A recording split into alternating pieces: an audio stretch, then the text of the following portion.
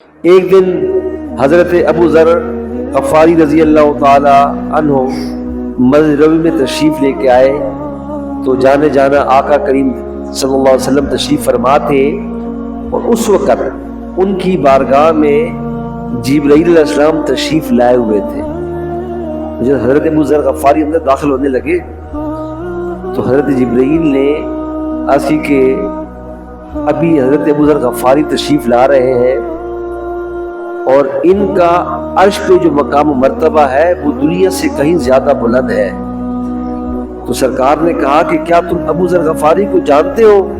تو کہا یا رسول اللہ کہ آپ کا جو یہ صحابی ہے نا، آپ کا جو یہ جانثار ہے، آپ کا جو یہ پیارا ہے، اس کا عرش میں بڑی دھومیں ہیں، بڑے چرچے ہیں، بڑے مقام ہیں۔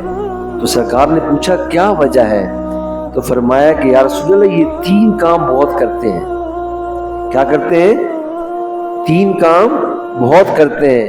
بولا ایک تو ان کے اندر جو پہلی صفت ہے، 3 صفتیں ہیں، جو پہلی صفت ہے کہ ان کے اندر عاجزی، انکساری اور تواضع بہت ہے۔ دوسری صفت یہ ہے کہ یہ سورہ اخلاص یعنی قل هو اللہ احد والی جو سورت ہے اس سے بہت محبت کرتے ہیں۔ اور تیسری اور جو سب سے بڑی صفت ہے، یا رسول اللہ آپ پر بے حد و بے حساب درود و سلام پڑھتے ہیں۔